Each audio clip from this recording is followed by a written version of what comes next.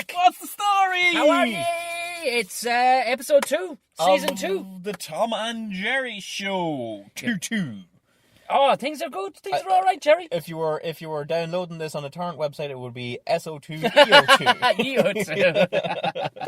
TNG. TNG. SO2 EO2. Yeah. I find that's one thing. I'm not advocating downloading things legally. Yeah, of course. Download this legally. Yeah. But if you're ever downloading torrents and you want like the whole series of something, but they don't have the whole series, but they have all 24 individual episodes. Yeah. You're just there like, oh, SO1 EO1. SO1 EO2 for 20 minutes. Yeah, I did it with Fast and Loud. I'd missed all of that Fast and Loud, and I was able to, but to find it specifically, because lads have put up loads of shit. You know, have you ever watched Fast and Loud with yeah, I get the idea. Richard Rollins and all, and like that, it was fuck me to the. It was, you had to be very specific in what you were looking for. Right, yeah. There's a lot of variations of that, I can tell you. But we're back here in the the Tom and Gerry mobile podcast recording studio. Yeah, with the evenings getting better and all the rest of it, I suppose it's just as well. Yeah, we could even come to summertime. We could be doing these fucking things outside with a couple of beers. I think so. Yeah, doesn't that sound delicious? I know there's a lovely fucking bar. I had a couple of drinks there around my birthday last year. It's between. You remember where I used to live? Yes. Newcastle and Selbridge. There's a little shitty road that nobody really uses, but it links Selbridge kind of fucking to Newcastle, and it's just a humpback bridge, and all of a sudden, right beside the Grand Canal, there's this delicious little pub. Oh, with a fucking massive car park. But even if you stayed indoor, it's fucking beautiful inside. It hasn't been. It's just they just coat the place, spray the place, and varnish every 12 months. And that's all they've done for the last 200 fucking years. You know this pub has been there for 200 years. Do you know what, Tom? It makes me wonder why we're recording this in a fucking car. Yeah, in a vehicle. In a car park. Yeah, actually, totally should. Like the dodgiest yours you ever Well, that gives us a great excuse for drinking too, like, you know what I mean? And not that we need much of a fucking excuse. No, that's going to say, Tom. Well, essentially, the wonderful thing about these podcasts that people might not realise is this is a stone cold sober. Yeah, stone cold sober. Jesus, yeah. Middle of the day sober. Imagine all of the emotions you hear us coming out with here being accentuated by 200% with booze on board. I am trying to work out a sponsor for us, though. I am trying to work out a sponsor who are kind of interested. I'm saying no more for the minute. But they are an emerging beer brand here in Ireland. Yeah. And they're very, very innovative. Okay. Innovative. Yeah. We'll not give it all away. No, we won't give it all away. But I'm only 8. This is not the time. This might just end up with us just drinking a 4-pack, like sitting on the side of the road, just fucking talking about. Us with drinking us, Tom, it's like, you know, when you write something in Microsoft Word and then you just highlight it and click bold, underline, italics. Yeah. It's just, that's all it is. It's not going to be the biggest fucking. How do we make this better? You know, change the size of the font to 32. Take the font up a bit. Yeah. Center a line. That looks classy as fuck. Let's plow on, so Gerry. Let's get this shit done. Yeah, so I'll kick off with giving out yards, I think, because I think everybody enjoys a bit of giving out yards, and it's therapeutic time. This for me is just fucking. Oh my! Like I as you know, got engaged. You did indeed, Tom. Congratulations. Thank you very much. But it's and you. I mean, as a married man, I've been asking you the odd thing about fucking advice and all the rest, but I don't want to be badgering any because everything is different, and there's a lot of set lines you have to go down anyway. They're not genius fucking things, but there's contractors and whatnot that need to be fucking booked in and all the rest of it. And to be fair to herself, she doesn't bother me with shit she knows that I'm not suited for. You know that kind of way? Yeah. She never has. She's never gone, Tom, we need to go see the Nutcracker at Christmas time. Well, this is it too. Because she'll take her mother. I will say, Tom, in terms of like giving advice, and there are some things in life that, you know what, you just got to do it yourself. And this is one of them, because you could hear all the advice you want, but none of it is any good. I always say it, like, you know, things like this, it's like someone trying to advise you how to do a Rubik's Cube over the phone. Yeah. What does it look like now? All right, yeah. All right, okay, turn the top bit of it round towards yourself. What does it look like now? Or turn the bottom of it. It's nonsense. It's not going to happen. Well, the thing is, I'm actually excited. It's going to be fucking fun. I enjoy organising things. We put on a few functions. You've even been at the fucking... You were employed. You remember you were employed as a head elf? Yeah, well, I wouldn't go to it unless I was being paid. Yeah, I know. But so we put a few things together, so it's not beyond the realms of... And people do this, but like even last weekend... put together a day, Last weekend, the guy pretty much said, I'll give you the fucking advice. And he basically just reiterated his wedding to me. It was like, no, that's how you did yours. Don't worry about it. But... there has to be decisions made on fucking things between the two of us. I can't leave everything to her. She can't leave everything to me. It's just unfair. And it's not that it's unfair, but it needs to be fucking from both sides of us, as you know. Both need to give the thumbs up on these things. It's prep for the rest of life, anyway, Tom. But I'll tell you what, this is it. But you know what? Tom, this doesn't sound like you're giving out yours. No, I'm not. Something must have happened. It did happen, Gerry. A wedding fair. Yeah. I didn't... This is 2016. I'm 34 now? For 34 and maybe 34 and a quarter years, I didn't ever hear of a wedding fair. You didn't know of a wedding fair? I didn't. It was something that never popped into my head. I didn't know how you went about getting contractors for things and all the rest of it. But when herself said it to me, she says, we should really go to this thing. And it was on in a hotel fucking conference room. And I won't say the hotel's name, but it does rhyme with shitty vest. Alright, so like this must have been like a big thing. This was a fucking monstrous thing. Because I've been to wedding fairs, but they were like small. Okay, alright. And it was like hotels that we ended up... having our wedding, and they just basically showed off the place for the day. No, this was essentially like what they do in the RDS. Oh, right, so this was like this was big ass. It wasn't just this hotel's wedding fair. This was fucking everybody's fucking wedding fair. I've been to hotels' wedding fairs, like, individually. Yeah. This sounds like it's an animal. Oh, mother of divine Jesus. I wasn't ready. And the cheeky fucking thing was, these cunts were charging at the fucking door to come in to buy like, what the fuck? They were obviously taking a few hundred fucking quid off every one of the fucking contractors / vendors that were in there. And they charged me at the fucking door. But I was ready to turn on my fucking heels when I heard they wanted 12 quid each. Until my missus produced 2 fucking tickets that she'd already bought online prior to this. No one folded. She knew me too well, you see. 12 quid to go in and look at shit that they're trying to flog. In the door we fucking get, and it's just carnage. Now, the missus had sold this to me that essentially it was the ploughing championship for fucking weddings. So yeah, she knows you, Tom. She had me fucking licked, to be fair. She knew you didn't listen past the ploughing championship. Exactly. It's like the ploughing championship. Woohoo! Say no more. Tractors and weddings. For weddings. But in fairness, when she did break it down, she says, look, it could make life very fucking easy. There's going to be a shit ton of contractors and vendors at this fucking thing of different things that you need for weddings / fucking bands / fucking whatever. Getting your hair done, fucking venues, everything. Photographers, all this shit. Could be all under one roof, Tom. We could have this wedding thing lickety-split done in one fucking afternoon. Well... that was the fucking plan, but I wasn't expecting the aggressive fucking nature that these terrifying looking fucking women come at you with. Tom, you're saying you were shocked at the fact that women planning their weddings may be somewhat emotionally heightened? It wasn't the other fucking gormless punters walking around. It was the fuckers trying to hawk the shit. Oh my fuck! I wasn't 3 feet inside the door when this. I don't even know what she was fucking selling.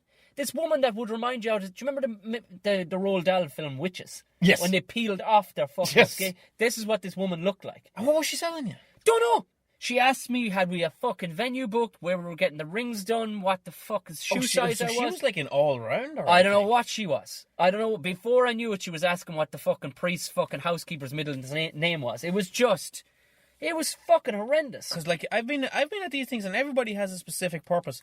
Like, the hotel is showing off their venues. Mm-hmm. Very good, okay, and you'll have little hors d'oeuvres and things to pick out of. And but there'll be people there that will be bakers selling cakes. So all these were there. There was a wedding comedian there. Oh my God. Do we know him? No. You will know his name, but we don't know him. You will never, ever see him darken the door.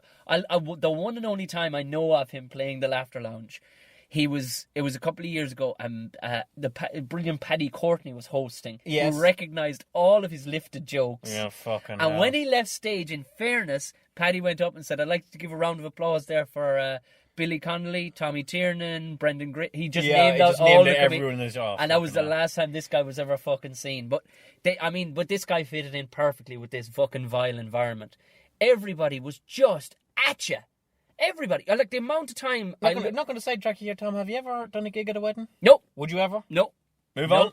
Me neither. No. Fuck no. I was advised off it once or twice by lads who would kind of thrive in that environment. And they said it was fucking dire. Like, I get hives just thinking about it. Yeah, I actually do. I'm fucking itchy. But we ploughed on through the fucking thing, and it's stalls upon stalls, all selling the same shit. Like, they're all asking. The amount of floor looking I was doing, Gerry, was just... it was such a stressful environment. And to see the deathly looking faces on the poor other fuckers, even the couples walking around, the men and women, they were all just fucking battered. Everybody just wants like a pound of flesh out of you for a wedding time. Oh, this one fucko jumps out of nowhere, and he obviously wasn't even up to the speed of the other ones, but he was just this aggressive nature. He was trying to sell this fucking hay barn for weddings out in North Dublin somewhere. Number one, he spat right in my mouth. He spat in my fucking mouth. Like, while talking, he had these fucking yellow teeth, his breath fucking... Oh, Jesus Christ, before we rolled away from that cunt. And of course, then when you're locked in, because you see, they have a thing. There's a thing in MMA that's you get points on when it comes to a decision at the end if it hasn't been a knockout. There's ring domination, they call it. And it's aggressive ring domination. And as if you if you've closed off the space between you and your fucking opponent for most of the match, as well as landing, you do actually get points for boxing him off into certain areas of the fucking ring. Okay. These fuckers had ring domination down to fucking... Once they had you, they moved slowly around you, blocking off sightlines of fucking exit plans. They had you into their fucking pen, and they held you for at least 6 or 7 fucking minutes. And once they see the death in your eyes after a while, they just glance over your fucking shoulder and onto some other poor fucking son of a bitch. Managed to get away. They probably paid a lot of money to get a stall, which is fair enough in there. So they're like, I don't see dollars in this guy. Like, look, I totally appreciate what they're trying to fucking do there, but fuck me, it is not a place to fucking go. Like, it's not Was there any bridezillas at it, Tom? Oh, there was this one woman having a fucking go at this poor bastard about fucking cakes. The guy clearly knew what he was talking about with cakes, but he, in fairness, I don't know, maybe I got the wrong side of it. Maybe she was just sick of the shitty fucking feeling she was getting off everybody. But she was just having a fucking go at him, like he was looking for a certain amount for this fucking cake and a deposit down for cakes and all the rest of it. Every motherfucker that day wanted fucking balls of cash off you. Oh, they wanted deposits. That's what they wanted. That's what they wanted. Is just get the deposits. Holy fuck! It's like any form of sales, Tom. Like, I've worked in retail, and like people come through the door to buy something. Like, that was the big thing. Was just like get a deposit off them, get money in the till. But they were selling fucking mad things then. Like, it was just like. One woman was trying to dress your fucking dog. Oh, look at Tom. Like, everybody's going to be trying to get a pound out of you. Once they hear you're for... You know, there's an old trick... Well, you all know what you're there for. This is it. An old trick, like, I want to book a wedding... I want to book a venue for a family function. Right. It's very, very different cost to I want to book a wedding for a venue for a wedding. Yeah, now you're talking. If you're out shopping around and say like, oh, I just want to book a venue for a function, you'll get a much, much lower rate. And you show up at the day in a wedding dress, and they're like, oh, you didn't tell us it was a wedding. Like, you show up the day in a wedding dress. They're like, well, fuck. Can you imagine that for an unsightly fucking thing? Terribly sorry. Not you personally in a wedding dress on my side. But that's it. Everybody's out to just get a pound of flesh here. Oh, Jesus Christ. Let's let them away. Again, I talked about this last week about how some things start off lovely and noble, and once it gets out into people, it's a terrible thing. It's a different animal now, I can tell you. Wedding is a lovely thing. It's a union of two people. It's a lifelong commitment. It's very, very nice. And then once you put that out into the landscape, it's all of a sudden sell, but you know get what? Money. Go with your fucking gut too, because I pulled into that car park and there was already a fucker telling me, like, it was already this fella, he was wearing a high-vis jacket that said fuck water charges on the back of it, like, he says he'll keep an eye on the car, and it's lovely, grand, and I walk, and it was just one motherfucker after the other. Like, some people, it seemed pleasant enough. They were probably out of their fucking depth. They shouldn't have been there, because the aggressive sons of bitches, like, it was a guy had driven fucking these fake old cars into the place, and he was trying to hawk on. He was trying to tell me there was only 2 in the country. I know for a fact there's 6 of these things in Cork. You're like, come on, you lying. Like, it wasn't particularly warm in there, but there was beads of fucking stress sweat coming down the side of my fucking head. Stress sweat is the worst sweat. Oh, it was on my back and everything. Ourselves was starting to see the fucking signs too, like. And I says, all right, I'll get a cup of fucking coffee. There was a fucking coffee crowd. Now, you know the size of a cup of coffee, it's about 4.5 inches tall. They give me a 3-inch fucking high one. So that one that you see nowhere, only at places that are fucking, that are pulling some fast one. 360 for a fucking coffee anyways. Well, that already fucking pissed me off. I was making my way for the fucking exit door, because I saw an exit door, when I got collared by a fucker selling suits. Suits? This is when it all went fucking south. He had this... Like, to say he looked like a bad version of Zoolander. He was actually continuously pulling poses, this guy. He was taking a fucking selfie when he fucking copped me. He was taking a selfie. Of himself? Of him, yeah, pouting. He was wearing more fucking makeup than my missus was. Again, each to their own, but fuck me, like. Do you know what I mean? Yeah. And he collars me anyway, and he had a foreign accent, like, I don't know, he sounded like Manuel from fucking... Alright, yeah. He wasn't strangers. He wasn't from fucking Roscommon, this lad. And he starts into me, like, this fucker had a whole theatrical thing fucking organised, like, he had me, quite literally, he had his hand held out, like his left hand held out, holding us in the one position. And we're not saying a word, another, like his other hand's forefinger over his lips, looking me up and down, like, wish now and I'll have a look at you kind of a scenario. Yeah. Like, what, you fucking fucker. He just starts going on that he can tell I have good taste. I'm wearing a pair of fucking jeans and a fucking fleece. What fucking... Fuck off with yourself. Had I, like... Use that line on a bloke that takes care of his fashion. Yeah. I don't give 2 fucks about fashion, and it's quite clear. Don't lie to me, you Don't bollocks. fucking lie to me. Oh, he starts going on about... And every fucking suit he produced was a heap of shit. I don't... like, I don't fancy myself as knowing much about fucking tailoring, but I know when a thing looks like shite. Yeah. Oh, like, it's good, like, just...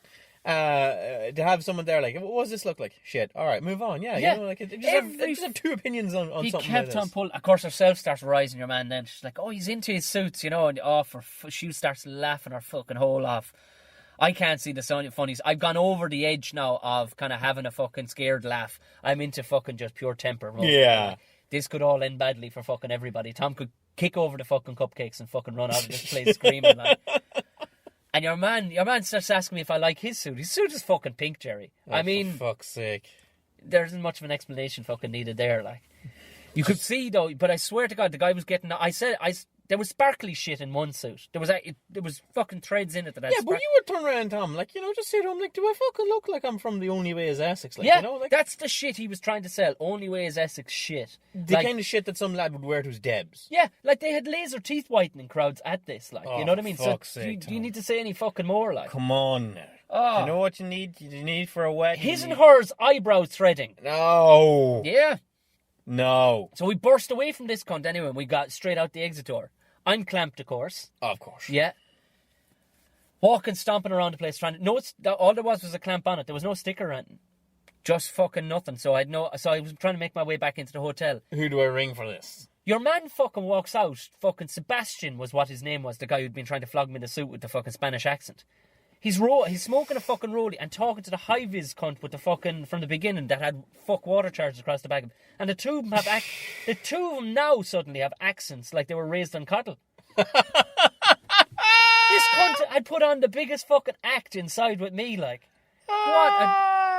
So now I'm fucking 80 quid fucking lighter to get the cunt and yoke fucking taken off the fucking car, and about 10 years fucking older after this fucking you don't fare well from wedding fairs, I can fucking tell you that much. Do not, Tom. So before I bust a fucking blood vessel, Gerry, I'll fucking do you know what you want to do? Make sure now as well that you're not taking to 5 or 6 of these things. No.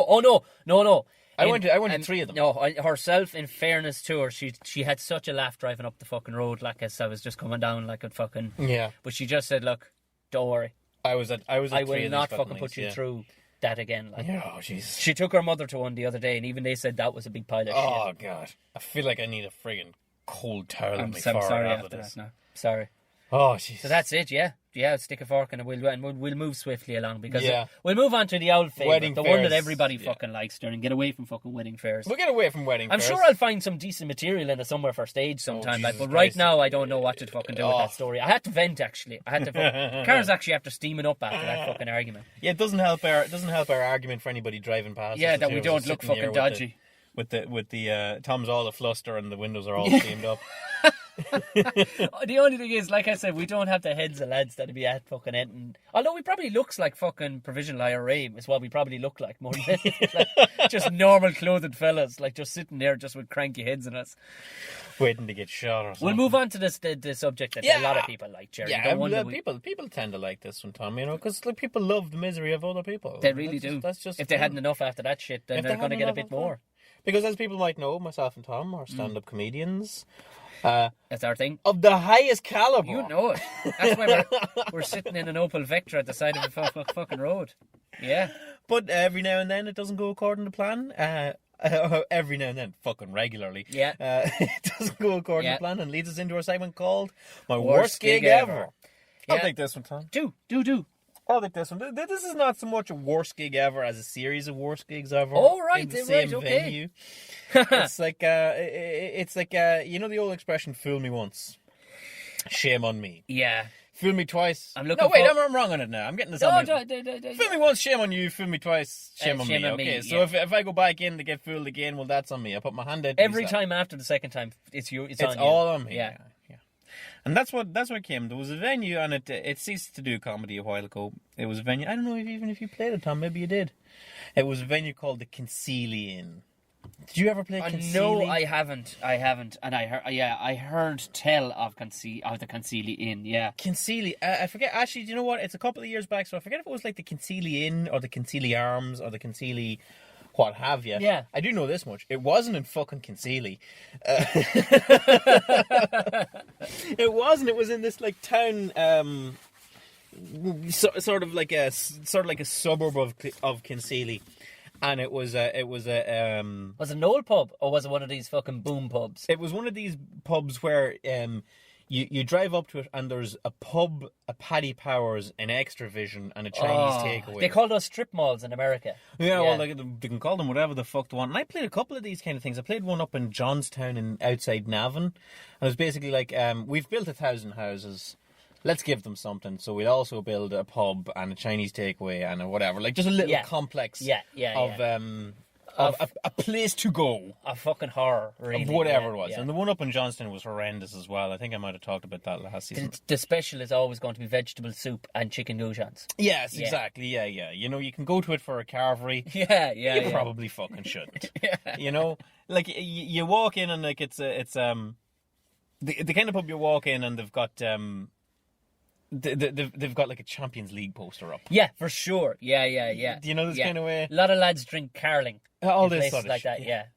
So this was the kind of place that we were in, and again, I apologise for not remembering the exact name of the pub. So I'm sorry if I'm slandering 5 pubs in one go. Yeah. But I'm sure, like, for the locals, it was a good place to go to, and they enjoyed it in one thing and another. Soulless cunts of places, though, Gerry, aren't they? Well, you know what? It had a certain rhythm to it. A rhythm... The same rhythm the trains and the fucking... Yeah. It had, like, you know, they knew what they wanted and they knew what they liked, and they had a rhythm, and that rhythm did not include comedy at all, ever. Where was whatsoever. It? Concealy is... like between, I want to say like Malahide direction. Okay. Like Malahide, Portmarnock, in that area. Concealy's actually Haughey territory. Oh, right. Charlie Haughey is from Concealy, or his house was there, as far as I know. Regardless of which.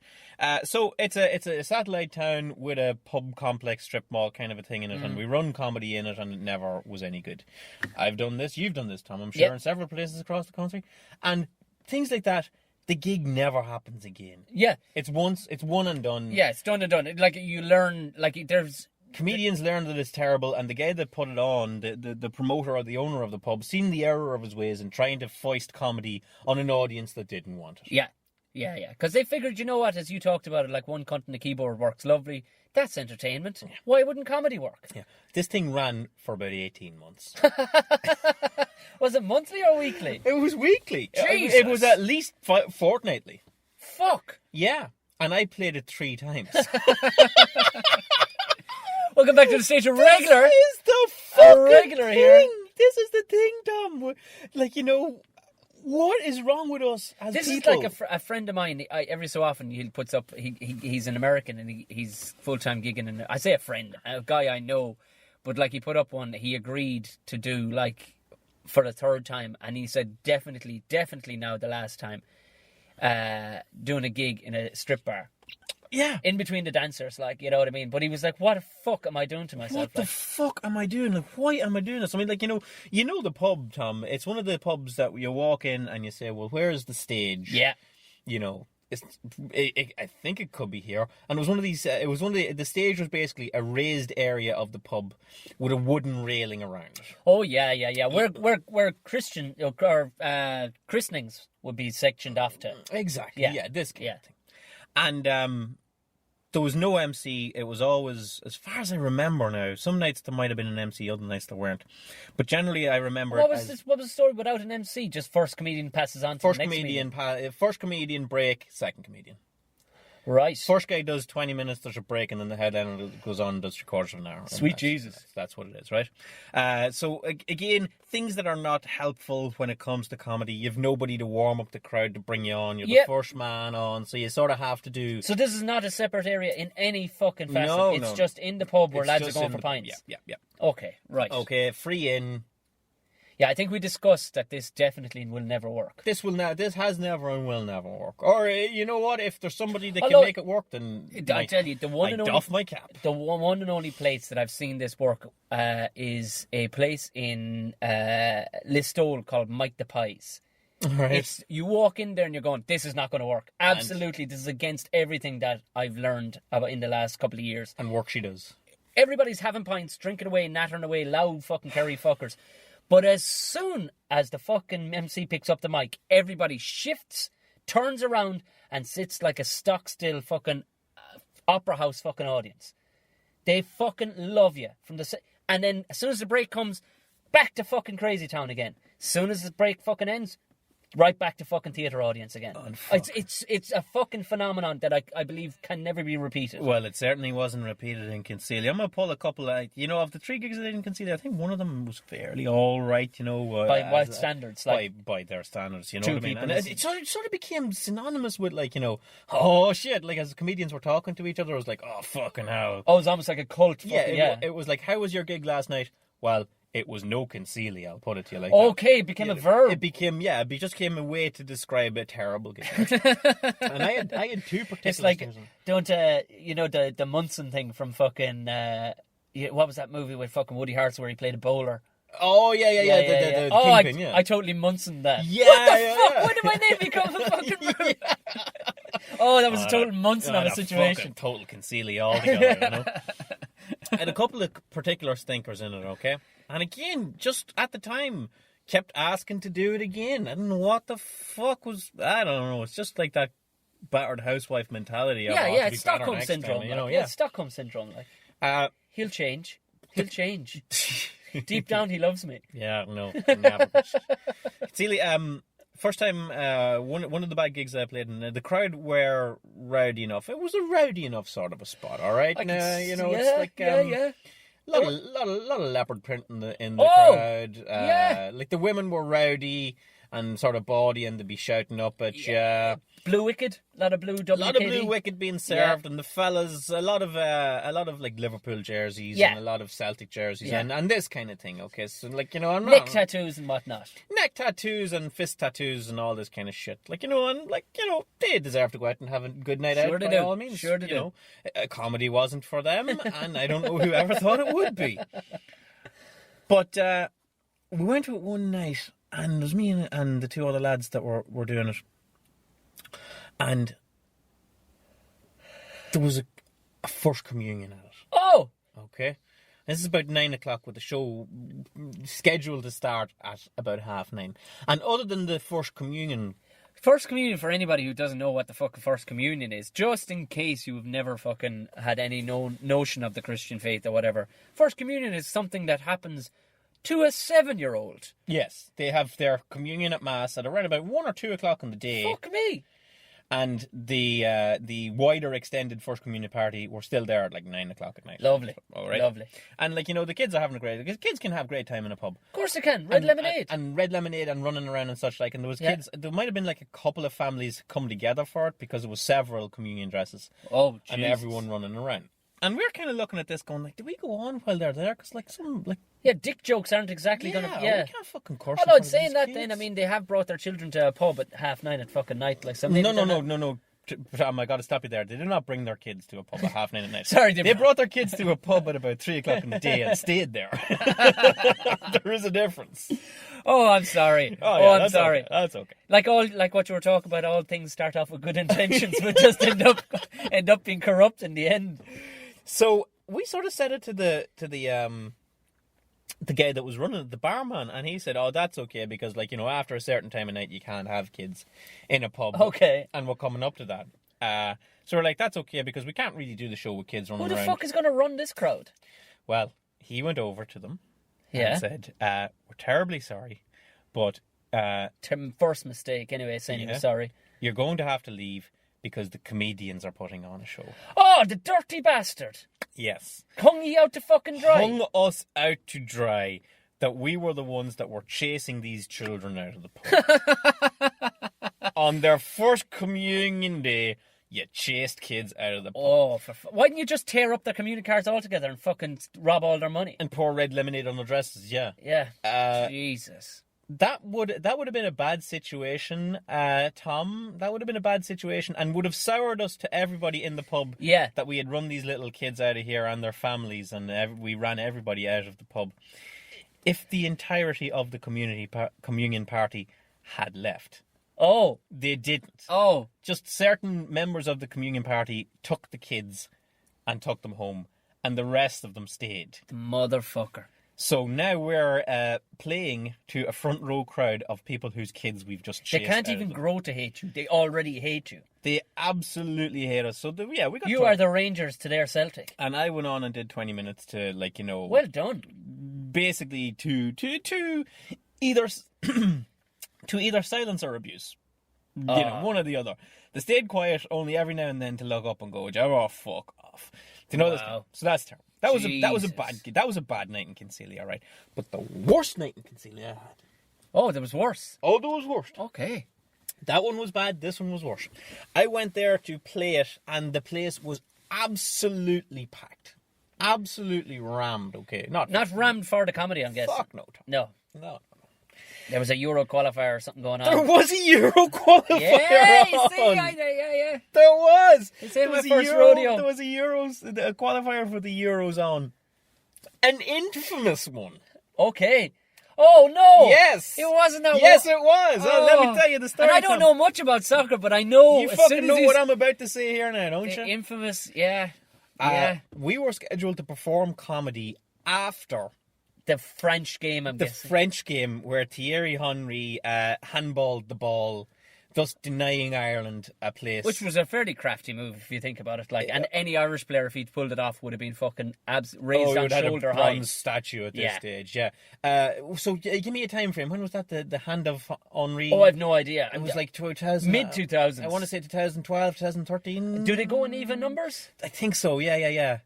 So would it? No. Yeah. It was 2012 because it's the same as the Olympics. Yeah, so it's 2012. So actually, what it was 2011 qualifiers for the 2012. Right. Okay. Someone can correct me on that one there, but basically it was the night where Thierry Henry handballed the ball, and basically that led to Ireland not making it through to the Euros. To the Euros. And as you can remember, Tom, public sentiment at the time was quite angry. Oh. So can you imagine? That game happens. Oh, fuck. It comes to full time. Everybody is absolutely livid. And drunk. Oh. The only way I could see this as being worse is if Conor McGregor got beaten illegally in a fight. Yeah, exactly. And then he had to go on. Exactly. That's the only other way I could think of this being worse. So the game goes to an end, and it cuts to the RTE team in the studio to talk about it. Dunphy and Giles and Bill O'Hurley, Lord of Mercy on them. And, well, what do you think of that, Johnny? And they're like, and everybody in the crowd is like, this is a fucking disgrace. Let's hear what Giles and the boys have to say about it. The one and only time they'll ever turn up the telly after a match. Yeah. The telly goes off.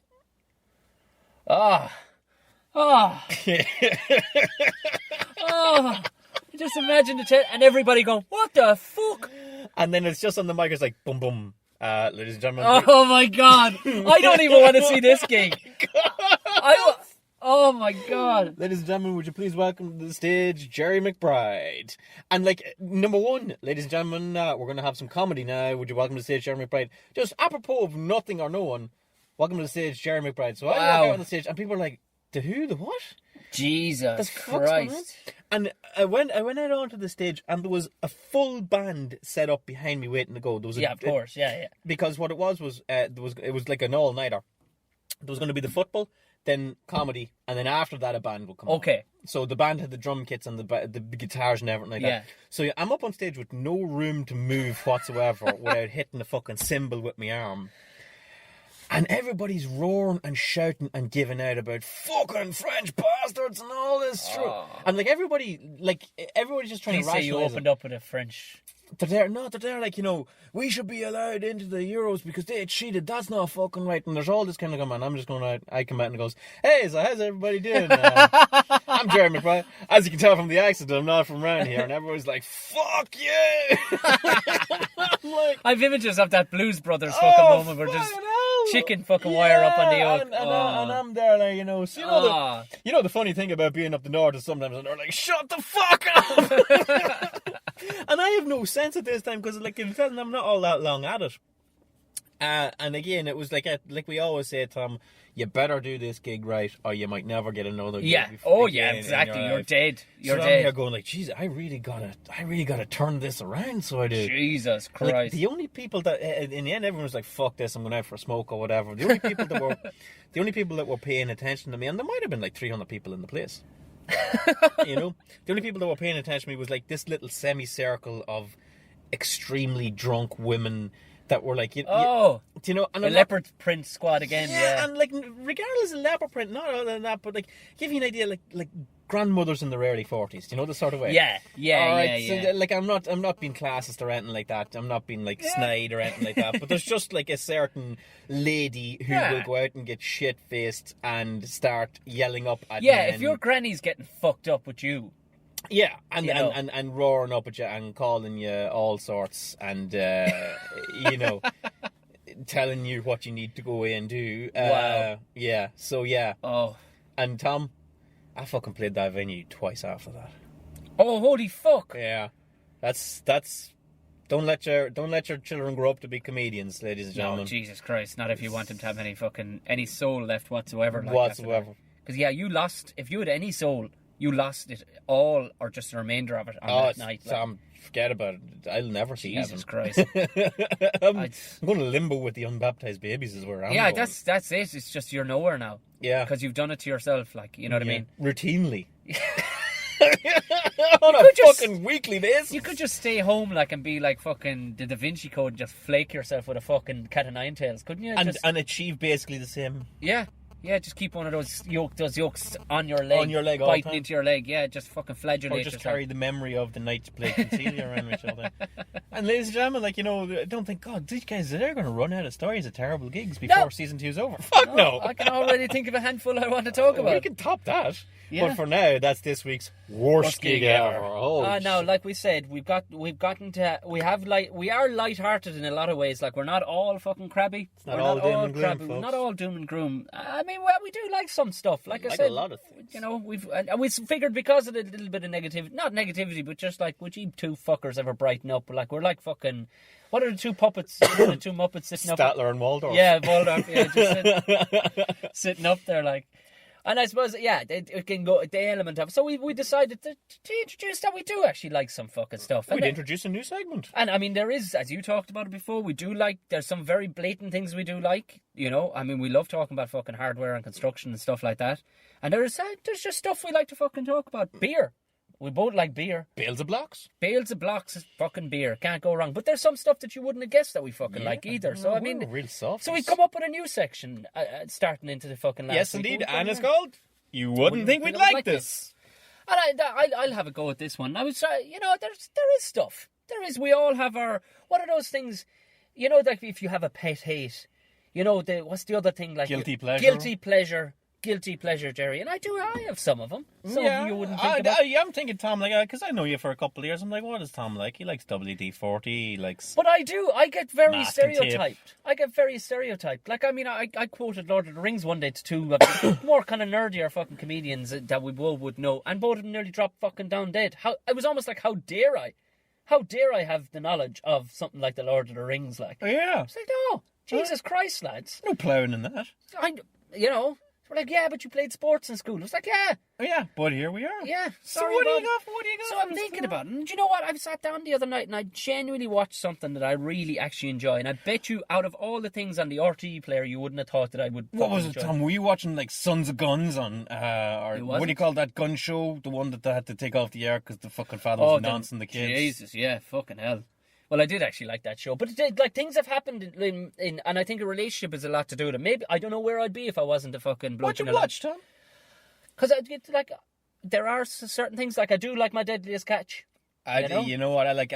Was it Ice Road Truckers? It Tom? wasn't Ice Road Truckers. I ended up watching Francis Brennan's Room to Improve. What the fuck? Yeah, I liked it. I fucking liked it. I like him too. I like him. I don't know why. He's everything that I should hate about a person, like, but he's not. There's something. What is Room to Improve? I got essentially confused. he's Francis Brennan and the brother. Well, really, it's just all about Francis now, because really he's the moneymaker, like, because he's just too much of a personality. The guy speaks with the most ridiculous voice. He's essentially just a camp version of Duncan about the house. I do hear him on the radio sometimes. He does be on Ian Dempsey a lot. And everything is lovely. Isn't that great now? Yeah, fair play to you. Lovely cotton sheets. That's great. We'll move on. And he basically, there's no bullshit in this guy. He has a 5-star himself. And what does he do? He turns up at hotels, hostels, B&Bs, places of accommodation. He turns up when they fucking need him, whether a restaurant or whatever. He'll show up to the joint and he'll just whisk through it and just point out all the failings. Now, of course, really, the only reason why these people are bringing him on board, they were already going to do probably all the fucking things he said. Because in fairness, 90% of the things he points out are so fucking obvious. You know what I mean? If you knew nothing, if you'd never stayed in a paid accommodation in your life, you'd walk in and go, you got a giant hole in that fucking wall. Yeah, you have a gas leak there. Yeah, that loose leopard running around the fucking... Yeah, you should probably get something done about him. Yeah, that's going to have to go. Yeah. But it's the guy walks through the place. It's like, oh yeah, lovely. And there's something you can't, because the guy, like, they asked him on the radio, was he gay? Because he does come across with a certain amount of campness. He's the most camp person you've ever seen in your life. He said, no, he's asexual. He's running. His only thing is work. That's all he fucking. And he kind of, he got a bit weird. He was like, yeah, I make love to work. It was like, Jesus Christ, you couldn't, you could. But there's the guy. I'm watching this guy. And he has the perfect TV formula licked. He doesn't do too much talking to the camera. He doesn't do that whole staged fucking hello there walking into a room like there's 3 cameras already set up in the room. Like he hasn't met the fuck. He doesn't really go in for that. He just wanders in. The people are like, look, we know it needs fucking changing. They're not giving him the whole Kitchen Nightmares thing from fucking, where they turn on and go, who the fuck is this guy? Yeah, because like I haven't actually watched Room to Improve. I have watched like Kitchen Nightmares where he comes in and goes, you're serving poison food, and they're like, yeah, so we're gonna keep doing it. In fairness, every one of those people go, the guy owns a fucking 5-star or down in Killarney. He knows exactly what he's fucking. So he'll come into your hotel or your. Is it just hotels or it's B&Bs, hostels, anything. He'll show up and he doesn't ask for fucking. But what I like about the show is the blatant fucking barefaced honesty of the thing. They don't give a fuck what Francis Brennan has to say to him. They managed to get their fucking venue on a TV show for a half an hour, and he must say their name at least 50 times throughout the fucking thing. I could pay them to come down and do this. It's the best advertising I've ever seen, but they make it blatant. There's total honesty. And Tom, I'm listening to this now and going, I know what Tom likes about this show. There's probably JCBs knocking down walls, and there's like big renovations and Velux windows going in. Don't get me wrong, there is a few critical points where I'm like, what the fuck are they doing there? Like, because there is there's the element of construction and all the rest, and they do bring in these interior designers, and she is the same flip chart of fucking shit for every place she turns up in. There's no doubt. But for me, it's all about Francis. I fucking love Francis. I swear to God, I reckon... But does Francis ever get his hands dirty and get like a Kango and start wrecking shit? He did bring in a skip to last week, to the show there the last day that I was watching, and they put him in this Tyvek fucking jumpsuit, and he looked like a giant fucking sperm. It was fucking brilliant. This little fat man inside the fucking thing. But he's terrifying in some ways to look at, because his eyebrows are Snow White. Right. Same as his hair. It's just, there's something weird about the guy. But there's something, I don't know what the fuck it is. He sounds like, but do you know what? He's so nice. And it doesn't seem like fakeness. I've never seen the man, to be honest with you, but by your description, he sounds like Max Clifford, you know? Yeah. Only nice and he's not a prick. I think it's the thing, the guy doesn't seem to have any agenda. I think his business is going so fucking well at home that he's like, I'm going to cruise in here and stay for a night on a fucking holiday in Galway. This is going to be fucking awesome. He's probably just doing it to get a parking place in RTE. You know what? I like the guy. There's no negativity out of the guy at all. Like, he just wanders in and goes, yeah, well, do you know what? You did your best. I know. You've left, that fucking rabid dog unfucking chained. But sure, look at it. Don't some people like dogs? Don't they like dogs? But Tom, I gotta tell you, I've had some experience with interior designers and shit like this, and generally, if ever there was a race of people that are making work for themselves, come in and see a place and say it's fine. No, I'm going to be fired if this place is fine. So I'm going to come in and say, this needs to move and that needs to move, just to make a job for themselves. And we're going to create an illusion of life and space. And I can't abide that shit. So this room to improve just sounds terrible. No, you see, it's very. I think they've kind of understood. She's not in everyone. She doesn't turn up in every one of them. But they'll bring her in only the fucking odd time. But what they do is, they'll bring her in. They'll show 30 seconds of the bitch. And then she's fucking gone. She's gone. Oh, she is, because she just talks shite. It's really cutting into your Francis time, isn't she? Big time. Honestly, I would watch Francis Brennan on any fucking show. I think he's fucking brilliant. He's just great value for money. He's constantly positive. You would watch Deadliest Catch with Francis Brennan.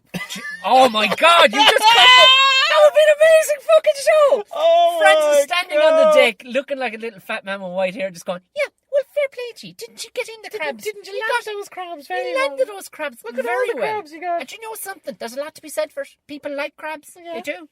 I'd serve them in my restaurant. He's just... I like the positivity of the guy. I can't get enough of how just... And he's not false. Because he's not really trying to make it... He's already a highly successful hotelier. He already has full books for the next 5 years and has done. So he's just purely in it just to be, I think he's genuinely a nice guy. He's just sound. I think he's nice, yeah, I think he's sound. I don't fucking know. Although I will tell you, there's a few points where it's because did you ever see Weddings by Franck? He's this guy who I've seen some other show. He's a wedding planner, and he puts on this whole isn't it gas? The guy's married with kids, and right? I swear to God, it was one of these boom pubs. I built one of those boom pubs in a housing estate one time, and I had one of the first pints in there. It was a Friday evening. They weren't officially open until 8 o'clock that night. Your man says, "Come on in, have a pint." I sat in there, was having a fucking pint. Who's sitting down the end of the counter having a pint? Only Weddings by Franck. Franck himself. So your man pipes up anyways.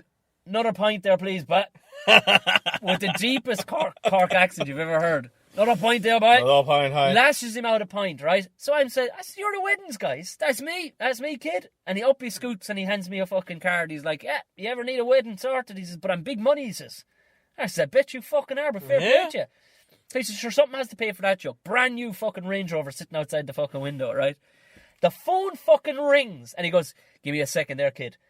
Turns his back to me, because obviously he knows I'll break my shit laughing at it, which I thought was a bit fucking rude and a bit odd, but I saw why. Yeah. He opened the fucking phone call with, hello! Oh my goodness! I'm here looking at some petunias, and they are so you. And your man with a pint of fucking Murphy's in his other hand. So I'm like, fuck you, Frank. Fuck you. You're not the guy I hoped you were. You know what I mean? You're not buried in the... But Francis Brennan is like that. Do you know what? I can't wait for the fucking day you meet Francis I'd be Brennan. fucking awestruck. It's like Angus McNally drinking his glass fuck of that. milk. No, fuck that Angus McNally guy. Fuck him and his milk. I swear to God, if I meet Francis Brennan and he's like fucking picking his nose going, how's it going, kid? I'll be fucking ruined. I'll be fucking distraught. Oh, there you go. God. That's my thing. Yeah, I would not have thought you'd like that, Tom. Yeah, I do. There you go. That's my thing for this week. And there we go. And that's not just your thing for the week, Tom. That's our show for the week. That's the podcast for the week, people. We're gonna tip on with that. We'll leave you once again with the Twitter handles where you can get us. You can get me at Gerry McBride. You can get him at Tom_O'Mahony, or you can get the whole show itself at Tom and Gerry Show on Twitter. That is until the Disney people shut us down. Basically, like I can't. Yeah, the Tom and Gerry was, I think, was it MGM? Was it MGM? MGM, yeah. Well, whoever, you can go fuck yourselves. The MGM lion was actually a lion from Dublin Zoo. Do you know that? Yeah. Yeah, and do you know who his keeper was? His trainer? I know. I'll know when you tell me. Pat Kenny's father. Yeah, Pat Kenny's father. There you go. Okay. Don't tell you. Listeners, don't tell you. We might get grants for educational we might get a grant for this for educational. We're not just doing this for the crack. I mean, I think we're really doing a service to the community. I think we are. On that note, Gerry, let's stick a fork in it. Good luck. Good luck.